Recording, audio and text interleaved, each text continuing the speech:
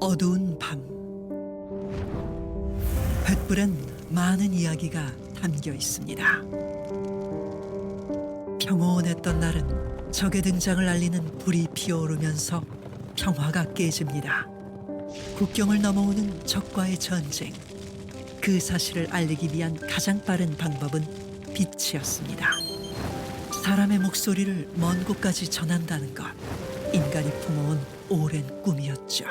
그 시대를 얘기해보면 지금은 뭐 상상을 초월해 우주를 간다 그런 정도의 개념이죠. 그때는 감히 그런 정도 생각은 못하고 그냥 오로지 상대방 목소리 듣는 것만 해도 신기하고 내 목소리를 상대방한테 전달해 준다는 그런 개념 자체가 굉장히 뭐 참 기이했던 시절이죠.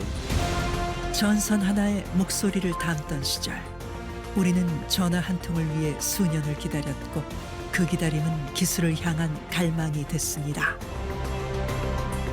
100년이 넘는 시간을 건너 이제 우리의 목소리는 시간과 장소에 상관없이 전달할 수 있게 됐습니다. 그것을 가능하게 한 힘, 그 중심에 대한민국이 있습니다.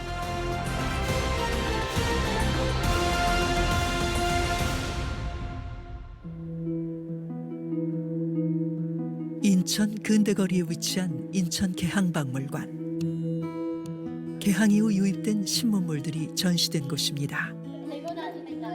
옛 물건에 관심을 쏟는 아이들. 핸드폰이랑 이거랑 엄청 차이가 많이 나네. 이따만 하고 이거. 뭔지 알아요? 옛날 시대 그 전화기요. 꽤 무거울 것 같아요. 작은 종처럼 생긴 게 여기 왜 있는지 궁금하기도 하고요. 아이들의 시선을 사로잡은 건 우리나라 최초의 전화기로 알려진 덕렬풍. 신문물이었던 만큼 귀하게 다루어졌습니다.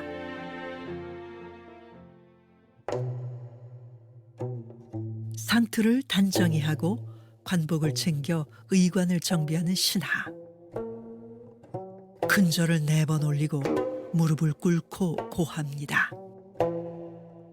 이 모든 건 임금의 전화를 받기 위해 행해졌던 의식이었죠. 덕렬풍은 텔레폰을 한자음으로 표기해서 덕렬풍으로 불리게 되었습니다. 1896년 10월에 덕렬풍 전화기는 덕수궁 내부에 설치가 되었습니다. 그 당시 왕이었던 고종은 서울과 인천을 직접 통화를 하였습니다. 한국 최초의 시외 통화. 고종은 이 통화에서 인천 감옥에 수감 중이던 김창수라는 인물의 사형 집행정지 명령을 내립니다. 당시 김창수는 명성황후 시해 사건 이후 조선인으로 변장한 일본인을 살해한 혐의로 사형 위기에 처해 있었죠. 고종의 전화 한 통으로 목숨을 건질 수 있었던 김창수. 이후 그는 일본에 뺏긴 국권을 되찾기 위해 평생을 독립운동가의 삶을 살게 됩니다. 그의 진짜 이름은 바로 백범 김구. 전화가 역사를 바꾼 셈입니다. 1896년 덕수궁을 비롯한 궁궐과 정부부처 등의 12대의 전화기가 설치되었고 이후 1902년 일반인들도 사용 가능한 전화가 개설됐는데요. 이때 가입자는 5명에 불과했습니다. 당시 전화는 각각의 회선을 교환기에 연결한 후 전화가 오면 교환원이 직접 해당 회선에 연결해주는 수동 교환 방식이었습니다. 이후 혼란스럽던 시절 한일 통신협정으로 일본의 통신 사업권을 뺏기고만 우리나라. 그러나 광복을 맞이하면서 통신권을 회복한 정부는 통신 산업에 힘썼지만 곧이어 한국 전쟁을 겪으면서 전화 시설은 심각한 피해를 입게 됐습니다. 한국 전쟁 이후에 우리나라는 전 세계에서 가장 못 사는 나라 중에 하나였음을 우리가 다 알고 있죠. 60년대에 이제 본격적으로 경제 발전을 도모했고요. 정보통신 분야는 그 당시 전화, 라디오, TV 이런 쪽에 수요는 있었지만 산업 기반은 대단히 미약했고요. 특히 전화는 국가 안보 차원에서도 전국의 전화망, 정보망을 까는 게 굉장히 중요했지만 저희 산업이 없었기 때문에 그 목표를 달성하기가 굉장히 어려웠습니다. 경기도 평택의 한 마을. 동네 번화가에 자리한 작은 우체국은 수십 년째 한 자리를 지키고 있습니다. 퇴직한 지 오래지만 여전히 우체국을 살피고 있는 안광국 씨. 아버지 손 닦으시고요. 그래. 어이구. 시원하니 감사합니다. 매일같이 쓸고 닦고 이렇게 정성을 들이는 데는 그만한 이유가 있습니다. 아이고, 오늘 수고했다. 아유, 네, 아버님 그래. 고생하셨습니다. 네. 들어가라. 1964년도 10월 22일 날 우체국이 이제 개국이 됐어요, 여기가. 그래서 벌써 개국한 지가 한갑이 넘었습니다. 그러니까 1대는 저희 아버님이 실시했고, 그다음에 2대가 이제 제가 하고, 지금 3대가 지금 새로 된 국장이 이제 지금 일을 하고 있는 거예요. 이 우체국의 진짜 역사는 멀리 60여 년 전으로 돌아갑니다. 70년대 중반까지만 해도 벽지 촌락의 경우 동네에 전화가 설치된 집이 단 한 곳도 없는 경우가 수두룩했죠.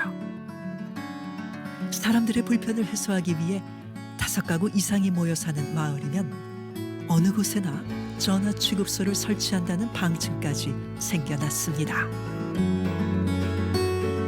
당시 진이 우체국은 이런 전화 취급소 업무까지 함께 해야 했죠. 이곳은 지난 세월 동안 평택 지역민들의 소통 장소이자 사랑방이었던 셈입니다. 교환기는 어디에 설치하셨어요? 지금 저쪽에 그러니까 숙지실 방 가운데 큰 거 옆에 숙지실 그쪽에 이제 있었는데 지금은 신건물이 들어오면서 다 없어져 버리니까 거기가 그 당시에 교환원이 있었던 자리입니다. 세월은 많이도 흘렀지만 여전히 그 시절의 기억이 새록새록하다는 안광국 씨. 직원들이 뭐 아프거나 자리에 비오거나 이럴 때는 제가 직접 교환대에 들어가서 이제 가입자들하고 통화를 하고 남자 교환이니까 어색해가지고 아니 왜 국장님이 거기 이제 전화기에 나오시느냐고 하면은 직원이 뭐 이만저만해서 오늘 못 나와서 제가 이렇게 임시로도 하고 있습니다 이런 식으로 해서 이해를 시키고 했어요. 내일 할 것 없이 모두가 힘들고 어려웠던 그 시절. 돌이켜보면 마음에 걸리는 것도 있습니다. 보수가 넉넉하지 못하고 뭐 보너스도 없었고 그러니까 시에 전화를 하게 되면은 시에 요금 수수료가 나옵니다. 수수료가 500원이다. 그러면 500원에서 5원을 떼어요. 5원을 떼는 돈을 가지고 국장이 수수료다 해서 그 돈을 받아서 직원들한테 논아주는 거예요. 그러니까 국장도 받아야 되고 또 직원들도 줘야 되고 교환도 줘야 되고 이러니까 조건이 굉장히 연약했죠. 그 당시에 우리 우체국에 교환으로 돼 있었던 사람들한테는 정말 미안하고 국가에서 넉넉하게 그런 혜택을 줬으면은 그런 게 없었을 거예요. 지금은 아마 그런 부분이 생각지도 못하는 시절이라고 저는 생각합니다. 그래서 그런 부분이 직원들한테 늘 마음이 아프고 그래요.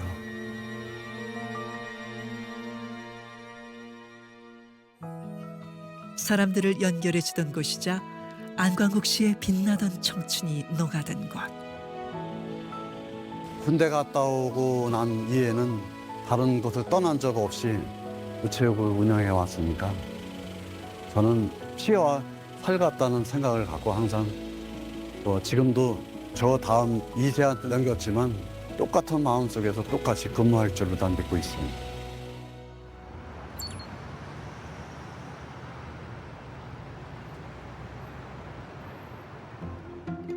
이곳은 우리나라 통신 발전의 역사를 들여다볼 수 있는 특별한 곳입니다. 오늘은 안광국 씨와 함께 추억 여행을 떠나볼까 하는데요.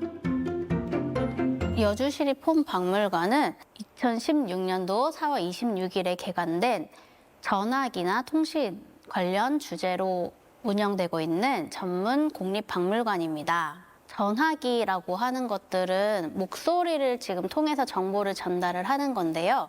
그 전에 통신 체계 어떻게 됐는지 모스 송수신기부터 시작해서 지금 알고 있는 전화기, 그다음에 일반 가지고 다니는 휴대전화기들, 그리고 현재 우리가 사용하고 있는 스마트폰까지 전체를 다 가지고 있다고 보시면 됩니다. 과거의 기억들이 떠오르는 공간. 아이고 이게 반갑습니다. 이게 이제 우리 최신부의 전화 교환기 해서 우리 교환원들이 수고하고 항상 일했던 곳입니다.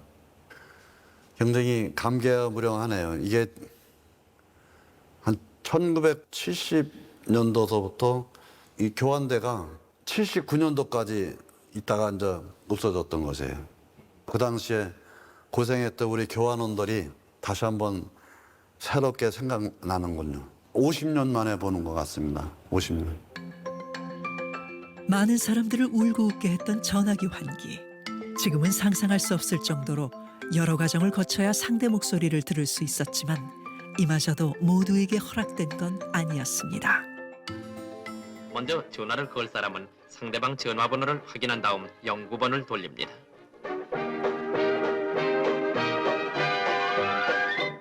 영구번에 시외 통화를 청구하게 되면 교환소는 청구자의 번호와 대화자 번호를 기록하고 그 자리에서 즉시 청구자의 번호를 불러 시외 통화 신청 여부를 확인합니다.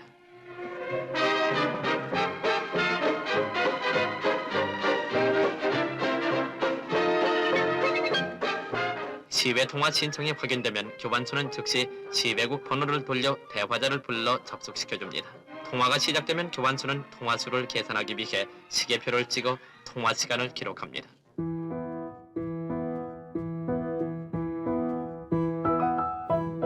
열악한 환경 속에서도 전화에 대한 국민들의 희망은 커져갔습니다. 이제 이 전화기가 이제 제일 먼저 이게 70년도에 사용했던 최초의 전화기입니다. 그래서 이걸 돌려가지고 교환원을 불러요. 돌려가지고. 요 전화 시절 때가 백색 전화기, 청색 전화기 시절이고, 그러고 나서 요 전화기가 끝나고서 요 전화기가 다이아리에 바로 요거는 내가 직접 전화를 걸어서 했던 거예요. 전화기가 상대방에서 전화 안 받으면은 계속 신호가 들어가고 지금처럼 받으면은 딱 받아서 통화를 하고 이런 시절이에요. 사용권을 양도할 수 있었던 백색 전화는 당시의 전화 한 대 값이 서울의 집 한 채 값과 맞먹을 정도였습니다. 그마저도 신청 후 2, 3년은 기다려야 설치할 수 있었습니다. 이제 특히 전화기가 고장이 날 때가 많아요. 전화기가 비약하니까 하면은 우리 교환해서 전화를 안 받잖아요. 그럼 전화기를 안 고쳐주잖아요.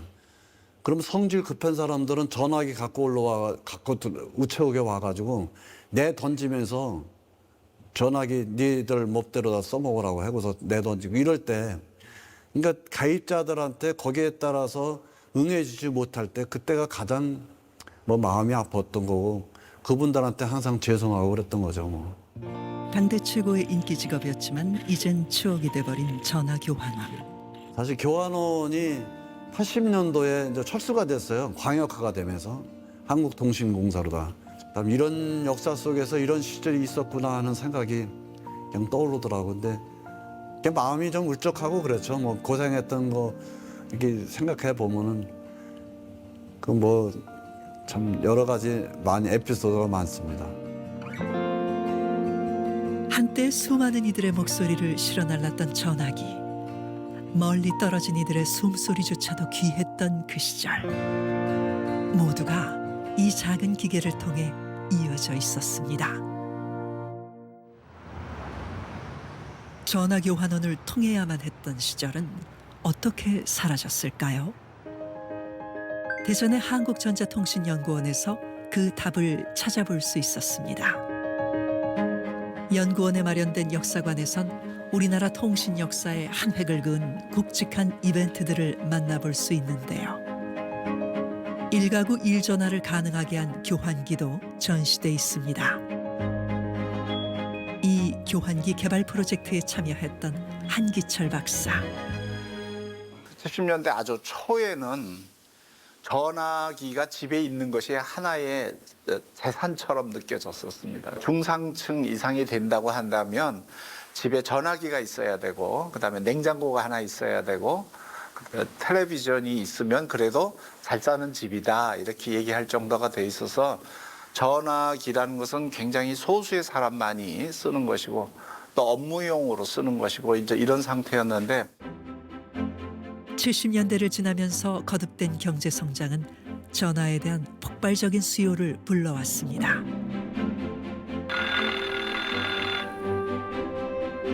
(1960년대) 초 9만 7천여 명에 불과했던 전화 가입자는 20년이 흐른 1981년엔 326만 명을 훌쩍 넘겼죠. 33배가 넘는 엄청난 증가율인데요. 이런 성장이 가능하게 된 데엔 특별한 프로젝트가 있었습니다. 점점 70년대 들어오면서 우리 생활이 조금씩 나아지면서 전화기를 신청하는 사람은 많아지고 공급이 어려웠기 때문에 이 문제를 해결하기 위해서 이제 국가에서는 이걸 좀 디지털화해야 되겠다는 것이 70년대의 중요 이슈가 되고요. 1962년부터 지금까지 우리는 20년 동안 4차례의 경제개발 5개년 계획을 통해 1인당 국민소득 1,500달러의 중진국 수준에 닿았습니다. 경제개발 5개년 계획이 진행되면서 전화 적체 현상을 해소하고 수요에 대한 갈망을 해결하기 위해 정부는 전에 없던 새로운 프로젝트를 세상에 내놓습니다. 그때에 이제 전전자식이 막 태동할 때였어요. 그러다 보니까 몇십만 회선까지의 전자교환기는 반전자교환기로 수입을 하되 그 이후에는 국내 기술로 전전자교환기를 개발해가지고 기술 자립을 하자 이렇게 결정을 내렸습니다. 정부에서 240억 원을 5년 동안 줄 테니 그걸로 한번 개발을 해봐라. 82년부터 공식적인 5개년 계획의 하나로 개발을 추진한 거죠. 정부가 주도하고 전담 연구기관과 통신사업자, 민간 제조기업까지 모두 협력하는 대형 프로젝트. 유지보수가 힘들었던 기계식 교환기를 우리 힘으로 디지털 전자교환기로 바꾸는 겁니다. 산길을 4시간 이상 걷기도 하는 등 전화 고장 신고가 있는 곳이면 어디든 달려갑니다.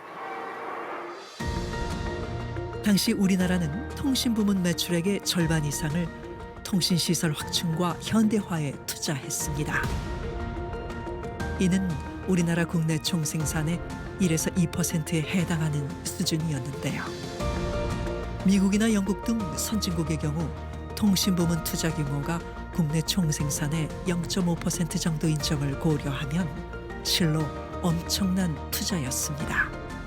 개발을 이제 선진국과 비교를 하면 그때 당시에 선진국의 5개 나라가 전전자 교환기를 개발하고 있었는데 그들의 규모를 보면은 5년 동안 약 2억 불 정도, 그때는 이제 800대 1이었기 때문에 그 2억 불이면은 1,600억 원 정도, 인원은 10,000명, 연구원 정도가 기여해야 이제 나오는 그런 제품이었거든요. 근데 우리는 240억이면 그때 이제 3천만 불이에요. 3천만 불에 5년 가지고 한 300명이 하겠다고 이제 내니까 그 사람들이 믿지를 않았던 거죠.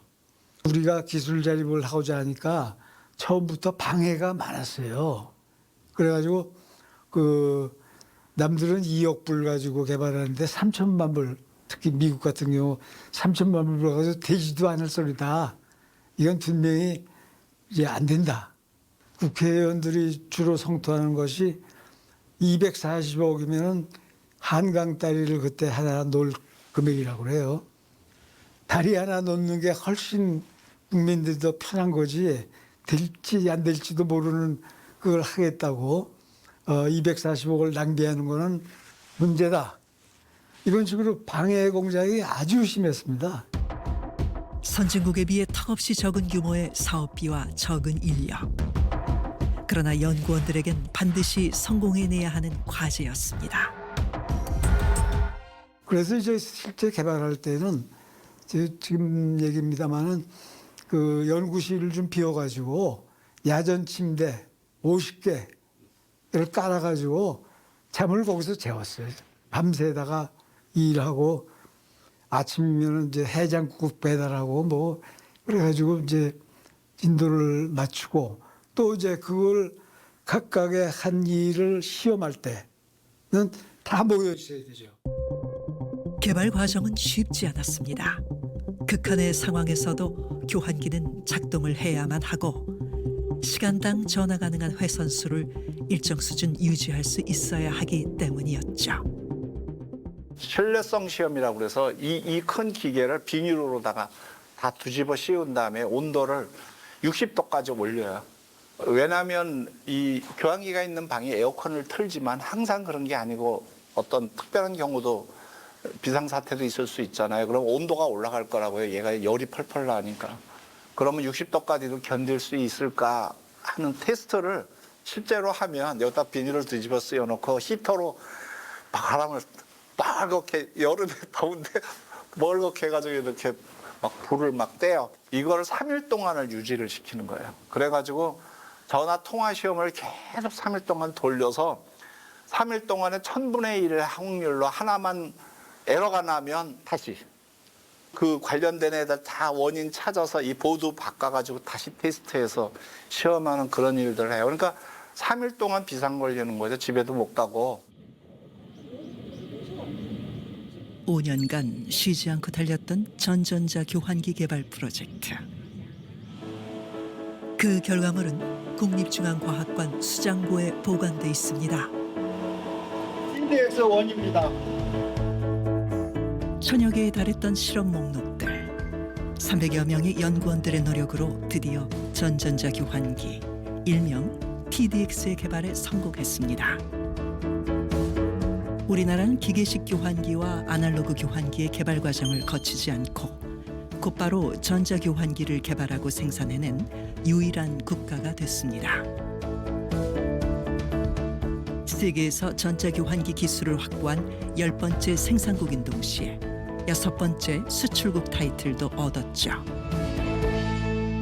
통신망이라는 게 방식을 딴 걸로 바꾸더라도 기술은 흐름이 있기 때문에 한 번 한 나라에 종속이 되면은 기술 자립을 하지 않는 한 벗어날 수가 없어요. 우리나라 같은 경우는 이제 독일에 그게 이제 EMD라는 교환기, 기계식 교환기에 그대로 그 종속이 돼 있다가 과감하게 거기서 탈출을 한 최초의 나라입니다. 기술력을 인정받아 TDX는 중국, 러시아, 베트남 등 세계 각국에 수출되면서 경제 효과도 창출하는데요. TDX 개발로 인한 경제 가치는 무려 4조를 넘어선 결과로 나타났습니다. 이후 국제전기통신연합인 ITU의 이사국으로 선출되면서 통신 후진국에서 통신 선진국으로 발돋움하는 데도 큰 역할을 한 TDX. 1997년 1000만 회선이 개통되면서 프로젝트 시작 당시 목표로 삼았던 1가구 1전화의 꿈도 실행되었죠. 우리가 만든 우리의 교환기로 우리의 전화기로 전화를 걸어보고 싶다라는 국민들의 열망과 또 이거를 또 이루어져야 되는 정부의 그 정부 정책에 우리가 잘 발맞춰 줬다라고 볼 수 있습니다. 그래서 이 TDX는 단지 어떤 장비 하나를 개발해서 성공한 그런 것이 아니고 이때부터 우리는 통신 산업에서 어떤 새로운 패러다임을 바꿀 수 있는 새로운 역사를 쓸 수 있는 그런 능력과 그런 연구 개발을 할 수 있는 자신감을 갖는 나라가 되게 된 것이죠. 제5공화국 출범 이래 다른 분야에 비해 가장 먼저 또 가장 완벽하게 선진화 대열에 들어선 것이 전신 전화 사업입니다. 특히 모든 수동식 전화를 자동화해 전 전자 교환기 등의 첨단 통신 시설을 갖춤으로써 도시와 농어촌 간의 서비스 격차를 완전 해소하게 됩니다. 이렇게 유선 전화가 충족된 국민들은 또 다른 꿈을 꿉니다. 전화통신이라는 것이 과거에는 돈 있는 사람들의 어떤 비상수단의 연락처인 것처럼 되어 있는데 이게 모든 사람이 갖게 되니까 전화가 보편적인 우리 생활의 일부가 되었고요. 국민들이 어느 정도 여유가 많이 생겼잖아요. 그러니까 전화기를 줄 서서 공중전화를 하는 게 너무 불편하니 그러니까 내가 전화기를 좀 들고 다니면서 전화를 걸고 싶다라는 욕구들이 많이 생긴 거예요. 그때 등장한 1세대 무선 이동통신, 일명 카폰으로 불리는 차량 전화인데요. 단말기 가격만 평균 300만 원. 여기에 설비비와 채권 구입 등 총 비용은 400만 원에 달합니다. 포니2 1400GL 84년형 포니2가 새로워졌습니다. 이 차량 전화 비용은 당시 포니 승용차 한 대 값과 맞먹을 정도였죠. 아날로그 이동통신은 단말기의 기능이 너무 커가지고 들고 다닐 수가 없어가지고 차에 싣고 다니는 그런 상태였어요. 그리고 이동통신이라는 특성이 그 주파수의 한정 때문에 그 사용할 수 있는 주파수로 배정된 양의 통화할 수 있는 용량, 전체 나라가 통화할 수 있는 용량이 한정적이거든요. 비조폰으로 불렸던 벽돌폰 역시 높은 가격의 장벽이 있었습니다. 가입비만 해도 당시 60만 원에 달했는데요. 하지만 비싼 몸값과 달리 10시간을 충전해도 30분밖에 쓸 수 없는 배터리의 한계가 있었죠. 그 1세대라고 우리가 얘기하는 그 아날로그 방식의 이동 전화는 미국의 모토로라 장비를 사서 우리나라가 쓰고 있었는데 이동 중에 그 안테나 반경을 우리가 셀이라고 부르는데 이쪽 안테나와 이쪽 안테나 그 전파 경계선을 지날 때 잘못하면 정상적으로 해도 딸깍하면서 약 1초 정도의 소리 절단 현상이 있고요. 이건 기본적으로 기능적으로 그래요. 통화 품질이 안 좋으니까 당연히 이제 국민들이 불평을 비싼 돈 내고 쓰는데도 이렇게 품질이 안 좋다고 불평을 할 것이고 그러다 보니까 우리는 이것도 똑같이 디지털 방식으로 전화를 교환을 해서 뭔가를 해야 되겠다는 연구를 시작을 하면서 디지털로의 전환은 이미 세계적인 추세였습니다. 이른바 2G로 불리는 새로운 통신 기술이 확장되고 있었죠. 미국과 유럽, 일본은 각기 다른 통신 기술을 사용하고 있었습니다. 후발주자로서 우리나라는 어떤 기술을 사용해야 할 것인가? TDX 개발에 이어 또다시 선택의 기로에 섰습니다. 배터리에서도 처음에는 이제 유럽에서 표준이 확정이 돼서 상용화가 본격적으로 되고 있는 GSM을 국내에서 이제 제작해서 생산하는 정도를 하면 어떨까? 그러면 확실하게 보장되는 방법이니까요, 이게. 이제 그걸 검토를 했어요. 그래서 접촉을 했죠. 이제 기술 협력을 좀 할 수 있겠느냐. 근데 터무니없이 이제 기술료를 요구하고 그리고 남들이 다 해놓은 거 갖고 와서 그 여기서 제작만 해갖고는 그 산업정책적 효과가 적잖아요. 유럽에서 주로 쓰이고 있던 GSM 방식은 기존 아날로그보다 1.7에서 2배, 미국에서 일본에서 쓰이고 있던 TDMA 방식은 3배 정도의 용량을 처리할 수 있었는데요. 이 무렵 또 다른 기술인 CDMA가 등장합니다.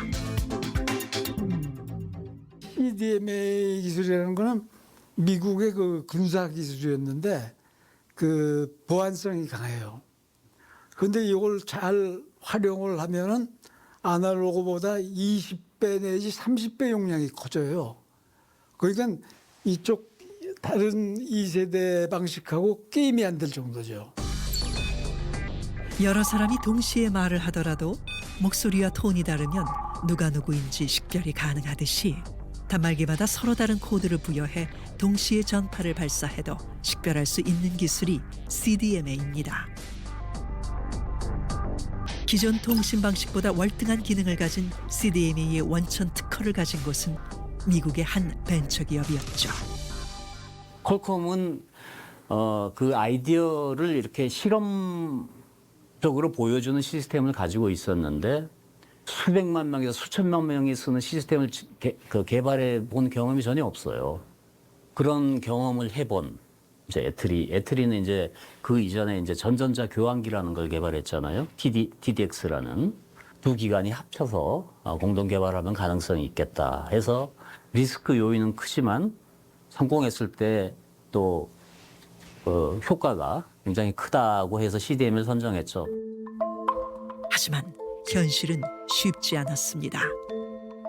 밖에서 보는 사람들의 입장에서는 아니 그거 뭐 지금 모토로라에서 사다 쓰던 거 그거 조금 더 그냥 하지 그러잖아도 잘하고 있는데 뭘 또 자꾸 새로운 걸 만든다고 하냐. 그다음에 미국에서도 쓰지 않고 있는 CDMA 방식이라는 걸 만들어서 너희가 성공적으로 이걸 할 수 있겠는가 하는 불신감 때문에 이걸 연구를 하면서도 사방팔방에 모두 적과 관리자들이 다 둘러싸여서 저한테 손가락질을 하고 있다는 느낌을 늘 받고 이 프로젝트를 진행을 했습니다. 그래서 수많은 논의 끝에 1991년 CDMA 상용화를 위한 미국 퀄컴과의 공동 연구가 시작됐습니다. 여기에 삼성전자, LG정보통신, 현대전자, 넥슨전자 등이 공동 개발 업체로 참여했죠. 안테나가 저렇게 생긴 거는 아니고요. 이게 이제 기지국이다라는 걸 보여주는 모습이고요. 보면은 여기 이제 CDMA 폰에 들어가는 모뎀 칩하고 그다음에 이걸 시스템 쪽에서 받아들이는 모뎀 시스템들이 칩으로 되어 있는 것이 있습니다. 굉장히 커다란 반도체 장비들이 들어가서 이 하나가 뭐 웬만한 컴퓨터 몇 개 들어가 있는 그런 모습으로 지금 설계되어 있고요. 이게 잘 안 될 거라고 부정적으로 얘기하는 사람들한테 뭔가를 보여주겠다라는 그런 강한 의지가 이 일을 하는데 보탬이 되었을 거라고 생각을 합니다. 프로젝트 팀은 108개의 예비 시험과 830개의 상용 시험 항목을 만들어 CDMA 상용화에 대해 철저하게 검증했습니다. 단말기에서 전파를 쏴서 통화를 하려면은 이 시스템 내부에서 무엇이 일어나는가? 컴퓨터 간 통신이 있어요. 이게 한 통화를 위해서 140번을 통신을 해야 됩니다.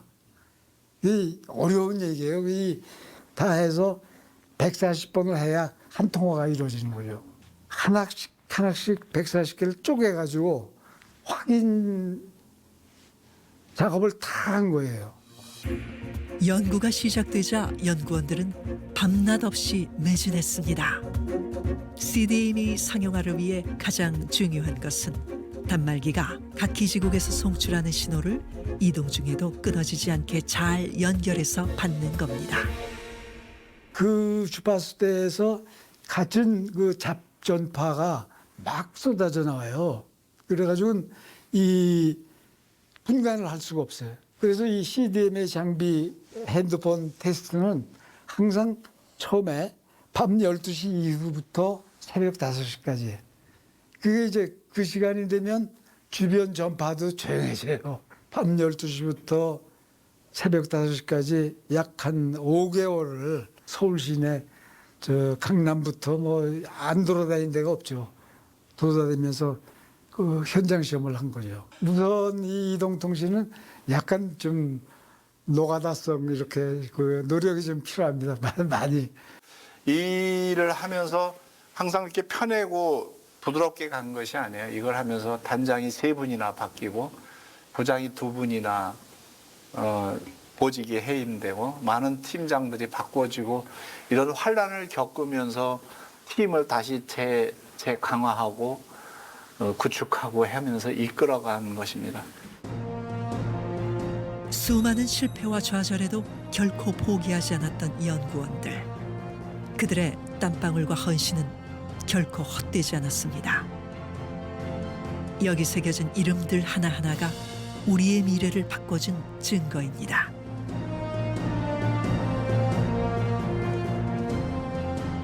연구를 거듭하던 1994년 드디어 자체 CDMA 장비 개발에 성공, 첫 시험 통화에 성공합니다. 이 실험실에서 전화로다가 전화를 걸어가지고 국제선으로 미국의 퀄컴에다가 전화를 걸어서 오전 시간이고 거기 오후 시간이죠. 거의 퇴근할 시간 다 됐는데 전화를 걸더라고요. 걸어서 됐다고, 이거 CDMA로 전화하는데 음질이 어떠냐 물어보고 좋다고 그러니까 이건 성공이다. 이것으로 족하다. 애트리가 할 수 있는 역할을 우리 충분히 한 거다. 이렇게 이제 자신감을 갖게 되고요. 1996년 1월 드디어 전 세계에서 처음으로 CDMA 상용 서비스를 시작했습니다.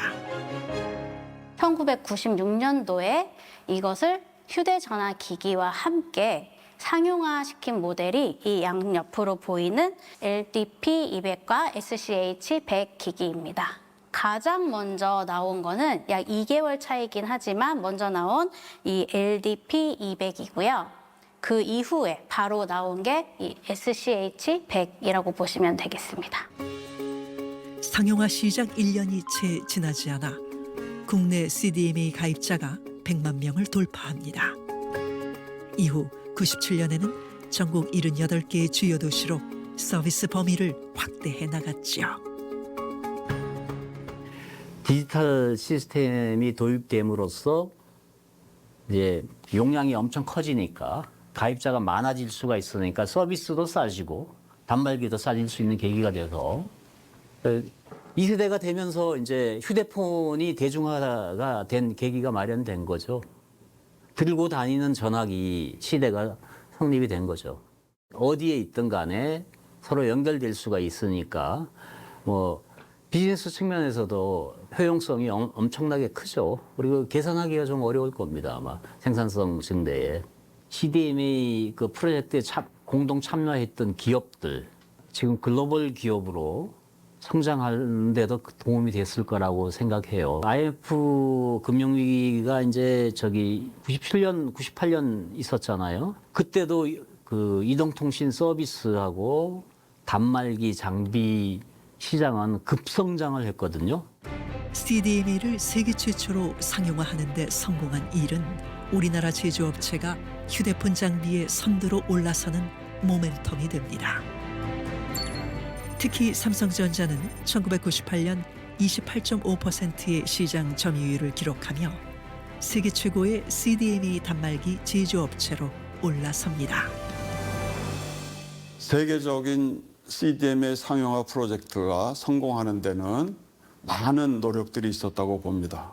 첫째는 국가적으로 이러한 기술을 개발해야 되겠다는 방향을 잡고 투자를 한 점, 그리고 애트리를 통해서 기술 습득을 빨리 할 수 있고 우수한 인력이 관련 인력들이 확보되어 있었다는 상황. 우리나라 산업체, 그 당시 대표적으로 삼성, LG, 현대전자가 이쪽에 많은 투자를 하고 전적으로 그 제조 기술을 확보했다는 이런 것들이 통합적으로 모아져서 결과적으로 커다란 성공을 이룰 수 있었다고 저는 생각합니다.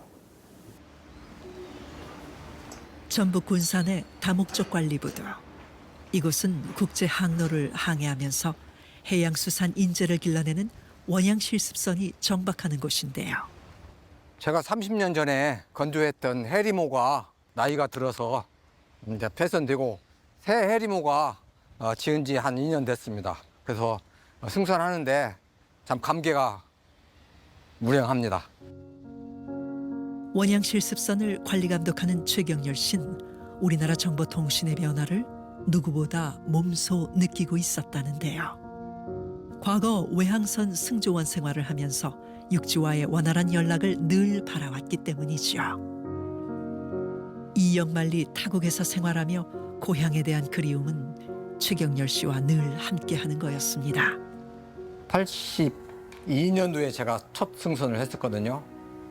그 당시에는 모르스 신호, 대쉬하고 점하고 띠띠띠띠 하는 걸로 긴급시 부친 사망이라든가 정말 위태할 때 그런 거 이외에는 거의 일반인이 통신을 사용할 수가 없었죠. 지금의 배는 얼마나 달라졌을까요? 아이고 안녕하세요. 네, 고생 많습니다. 그 실습은 언제 갔다 오셨어요? 일주일 됐어요. 무슨 큰 사고는 없었고요. 네, 다행입니다. 한 번 발을 들이면 땅을 밟을 때까지 소식 전할 길이 막막했던 그 시절. 강의실이세요. 선배님 이게 지금 SS 포인트라고 해가지고요. 와이파이 역할 해주는 거거든요. 네. 스타링크가 들어오게 되면 스타링크 데이터를 와이파이 신호로 해가지고 각 방에다 뿌려줄 수 있는 네. 정치. 그러니까 학생들도 예, 그렇죠. 거의 무료로 이제 인터넷을 할 수 예, 있는 그렇죠. 세대가 돌아오는 겁니다. 그래서 핸드폰 요금 내. 핸드폰 요금 내듯이. 여기가 지금 저희 좋다시. 무소식이 희소식이라며 연락 없는 것이 좋은 일이라 위안 삼던 시절을 넘어 이젠 배 위의 상황은 육지에서의 삶과 크게 다르지 않습니다. 정보통신기술의 발달은 승조원뿐 아니라 항해사들에게도 변화를 가져왔다는데요. 옛날에는 통신 장비도 되게 크고 많았었거든요. 근데 지금 그게 이 핸드폰 하나로 다 해결되는 것처럼 간소화돼 버려가지고 시대가 너무 빨리 변하다 보니까 요즘 현실의 변화도 따라가기 힘든 그런 상황이거든요. 그때는 힘들었죠. 그때는 왜 그러냐면 일일이 이걸 하고 이게 이 날씨에 따라서 이게 갈 수도 있고 안 갈 수도 있고 그래요. 전화가 또 이제 없잖아 집에. 마을 휴관에 딱 하나밖에 없었어. 그럼 우리 어머니한테 전화를 하면 한 5분 있다 다시 전화를 하라고 그래요. 그러면 어머니가 또 밭에서 일하시다가 신발 벗고 뛰어온다고 뛰어와서 전화를 받죠. 그럼 어떤 때는 전화 요금 비싸니까 중간에 끊어버리죠. 그럼 우리 어머니는 허통 전화만 하고 병렬아 부르다가 그냥 목소리만 하고 그냥 또 눈물바람으로 또 밭에 나가시고 통화도 못하고.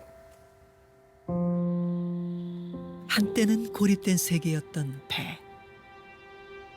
희미한 신호에 의지하던 때는 이제 먼 옛날 추억으로 남겨둡니다.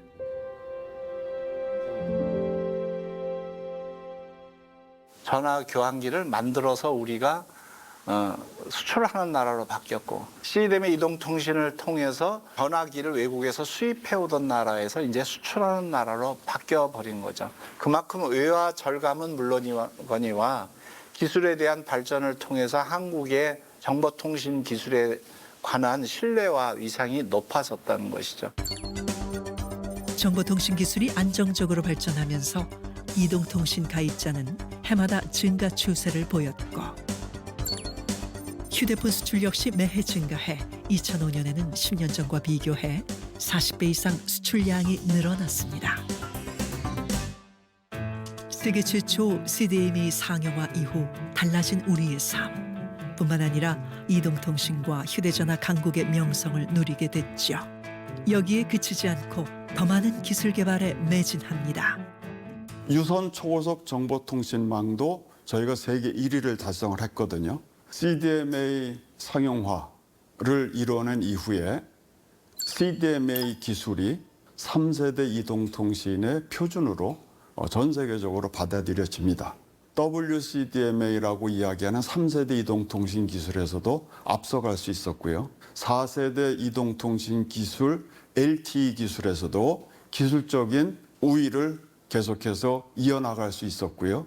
5세대 이동통신 기술에서도 저희가 먼저 개발하고 전 세계적으로 제일 먼저 5세대 기술을 상용화하는 데까지 성공을 하게 됩니다. CDMA 상용화 성공은 이동통신 강국으로 가는 길에 마중물과도 같았습니다. 세계적인 정보통신 선도국으로서의 위상을 세계에 증명해준 역사이기도 하죠. 지난 평창 동계올림픽 개막식에서 밤하늘을 수놓았던 드론 오륜기. 세계인의 시선을 사로잡은 이 오륜기는 그야말로 대한민국 정보통신기술의 상징이 됐는데요. 평창 동계올림픽에서 우리나라는 또다시 세계 최초로 5세대 이동통신기술을 선보였습니다.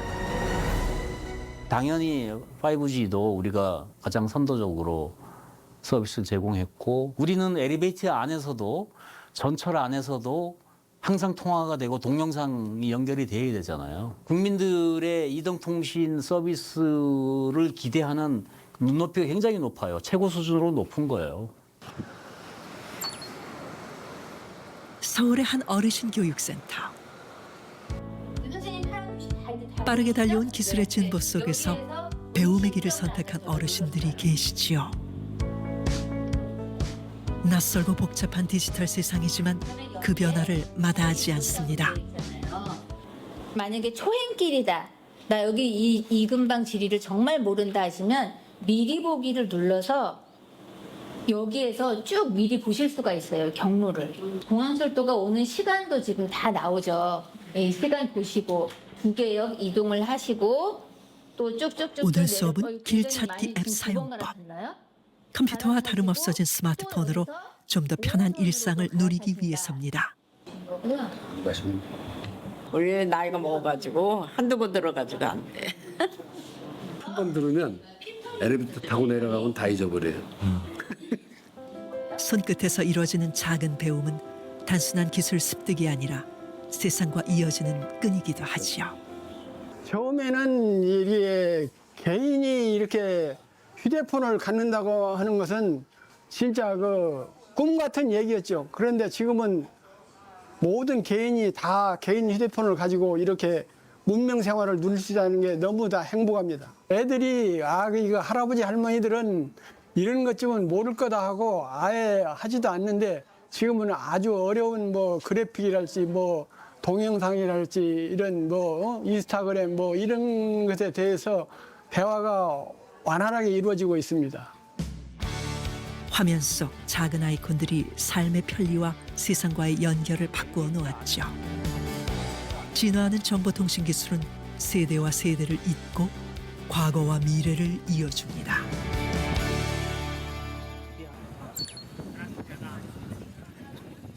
스페인 바르셀로나. 올해 초 열린 세계 최대의 모바일 기술 박람회장입니다. 현재 세계는 5G를 넘어 6G를 향해 가고 있습니다. 주도권을 쟁취하기 위한 싸움이 치열하죠. 우리나라 역시 종주국 타이틀을 지키기 위한 노력이 한창입니다. 새로운 서비스들을 좀 더 개발해야 되는 그런 세상이 오지 않았나.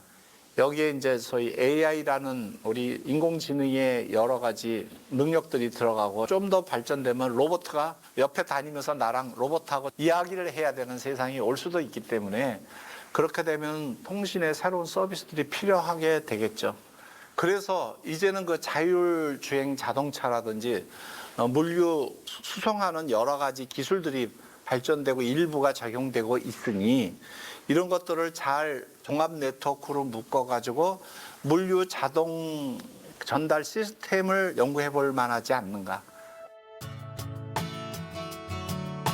충남 보령의 삽시도.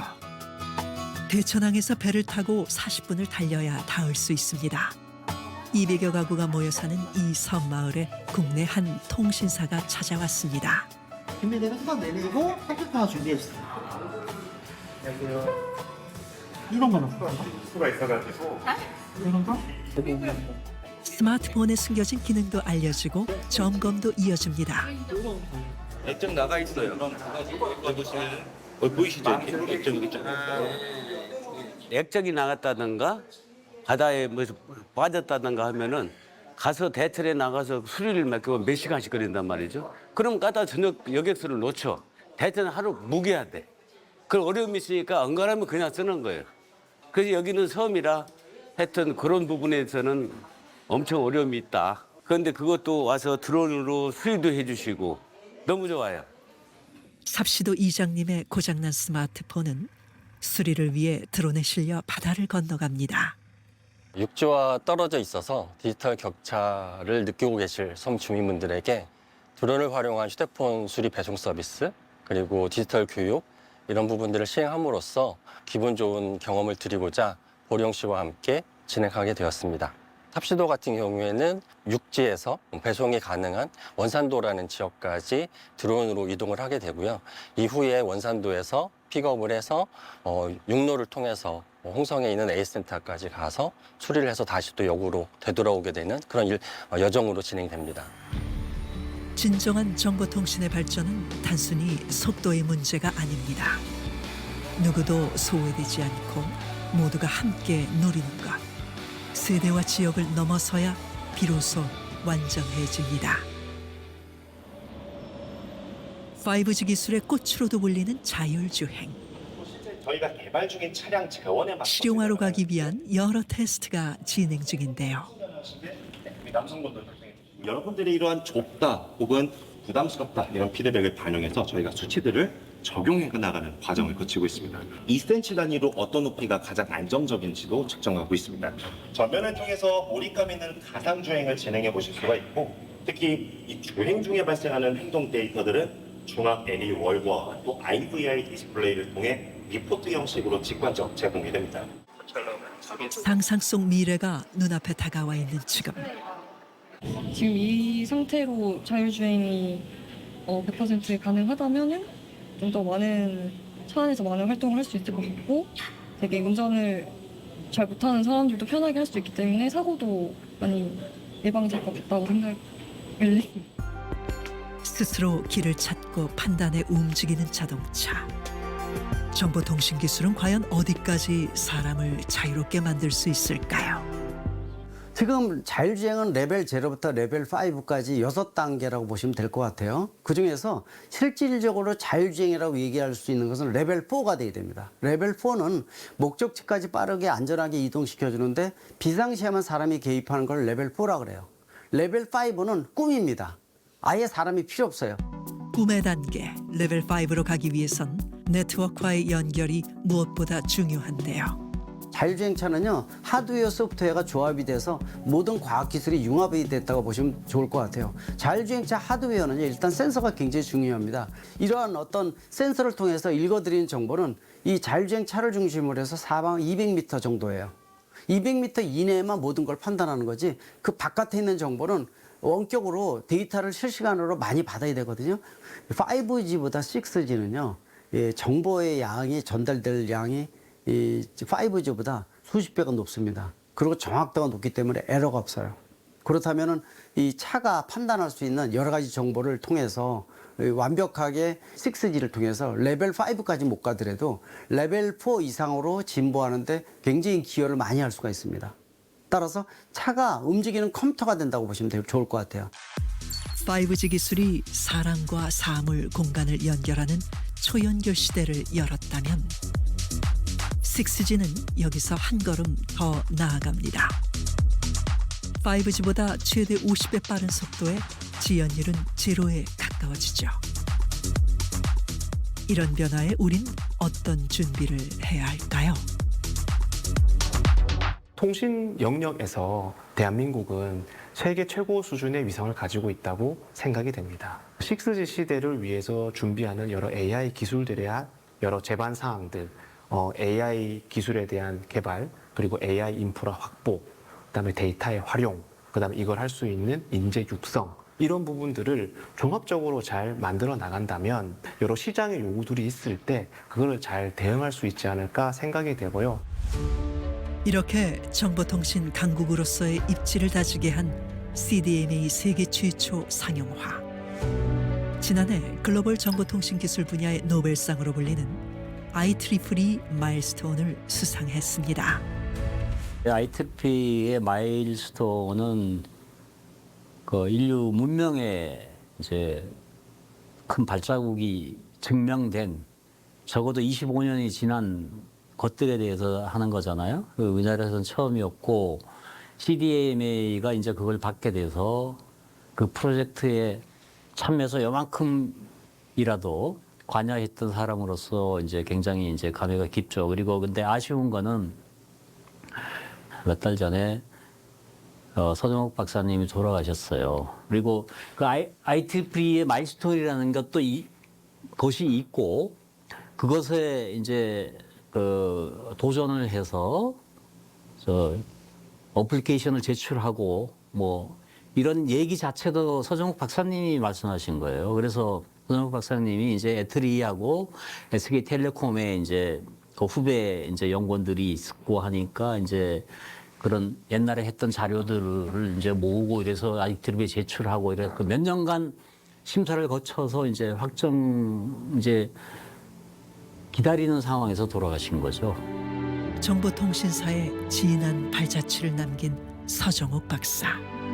오늘날 우리가 누리는 통신의 편리함. 정보통신 강국이라는 기둥은 수많은 연구원들의 피땀 위에 서 있습니다. 이게 이제 서약서인데 전 연구원들을 전부 그 일종의 혈서를 쓰라고 이 일을 함에 따라서 어떤 실패할 경우에 어떤 처벌이라도 달게 받습니다 하는 각오의 마음으로 이 서약서를 만들어서 기념으로 보관하고 있는 것입니다. 우리가 이런 각오된 마음으로 그런 연구 개발을 했다. 이제 그런 걸 생각하게 됩니다. 이런 정도의 그 비장한 각오를 가지고 프로젝트를 했다는 것이 오늘의 성공을 가져오지 않았을까 그런 생각을 하게 됩니다. 세계 최초 CDMA 상용화. 그 기적 뒤엔 이름 없는 연구자들의 땀과 헌신이 있었습니다. 짧은 시간 동안 불가능하다 여겨졌던 목표에 도전해 많은 성취를 이뤘던 대한민국. 이제 또 다른 도전이 눈앞에 와 있습니다. 우리가 부족한 부분만 잘 채워갈 수 있다면 통찰력을 가지고 앞서가면서 함께 방법을 찾고 준비해 간다 그러면 여태까지의 우리가 쌓아온 것들이 앞으로 10배, 100배 더 큰 효과를 거둘 수 있으리라고 저는 기대하고 있습니다.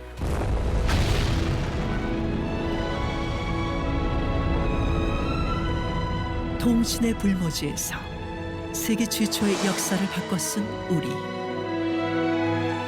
대한민국은 지금 다시 한번 가장 앞에서 미래를 만들어 갑니다.